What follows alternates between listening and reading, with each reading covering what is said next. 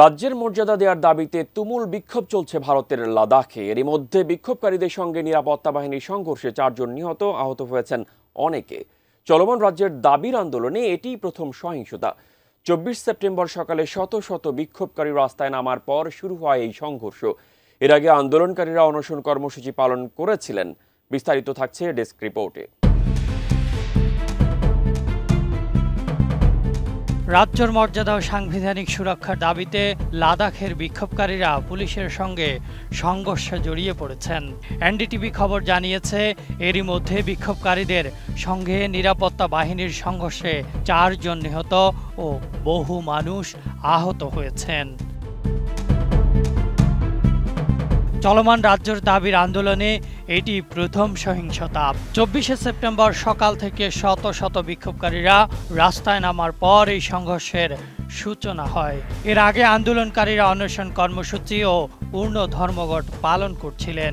যদিও কেন্দ্রীয় সরকার আগামী 6 অক্টোবর লাদাখের প্রতিনিধিদের সঙ্গে বৈঠকের আহ্বান জানিয়েছে, যেখানে জনগণের দাবিগুলো নিয়ে আবারও আলোচনা হওয়ার কথা রয়েছে। আমি বুঝি নির্মাণের শিল্প, সালাম স্টিল বোঝে ডিউরেবিলিটি। সালাম স্টিল, মোস্ট ডিউরেবল স্টিল। নাম প্রকাশে অনিচ্ছুক কর্মকর্তাদের বরাত দিয়ে খবর জানিয়েছে সংবাদ সংস্থা প্রেস ট্রাস্ট অব ইন্ডিয়া। কর্মকর্তারা জানান, বুধবার রাজ্যের মর্যাদা ও সাংবিধানিক সুরক্ষার দাবিতে বিক্ষোভকারীরা পুলিশের সঙ্গে সংঘর্ষে জড়িয়ে পড়ে এবং তারা বিজেপির কার্যালয় সহ গাড়ি ভাঙচুর করে, যার মধ্যে পুলিশের একটি গাড়িও ছিল। শেষমেশ পরিস্থিতি নিয়ন্ত্রণে আনতে গুলি চালাতে বাধ্য হয় পুলিশ। এদিকে গত 2 সপ্তাহ ধরে জলবায়ু কর্মী সোনাম ওয়াংচুক রাজ্যের দাবিতে অনশন করছেন। তিনি লাদাখকে সংবিধানের 6ষ্ঠ তফসিলের আওতায় আনার দাবি তুলেছেন। গত 3 বছরে লাদাখে ক্রমেই অসন্তোষ বাড়ছে। কেন্দ্রীয় শাসনের অধীনে সরাসরি প্রশাসনের বিরুদ্ধে বাসিন্দারা বারবার রাজ্যের মর্যাদা এবং জমি, সংস্কৃতি ও সম্পদ রক্ষায় সাংবিধানিক সুরক্ষার দাবি জানিয়ে আসছেন।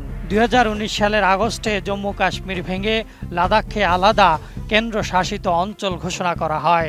ধারা 370 বিলোপের পর সে সময় লেহর সোনম ওয়াংচুক সহ অনেকেই এই পদক্ষেপকে স্বাগত জানিয়েছিলেন। তবে 1 বছরের মধ্যেই প্রশাসনিক শূন্যতা নিয়ে উদ্বেগ দেখা দেয়।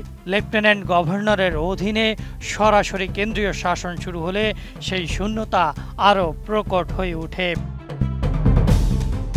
এই অসন্তোষ থেকেই জন্ম নেয় ব্যাপক বিক্ষোভ ও অনশন আন্দোলনের।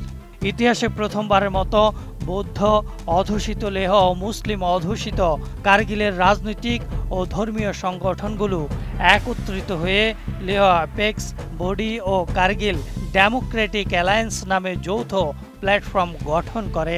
প্রতিবাদে সাড়া দিয়ে কেন্দ্র লাদাখের দাবিগুলো পর্যালোচনার জন্য একটি উচ্চ পর্যায়ের কমিটি গঠন করে।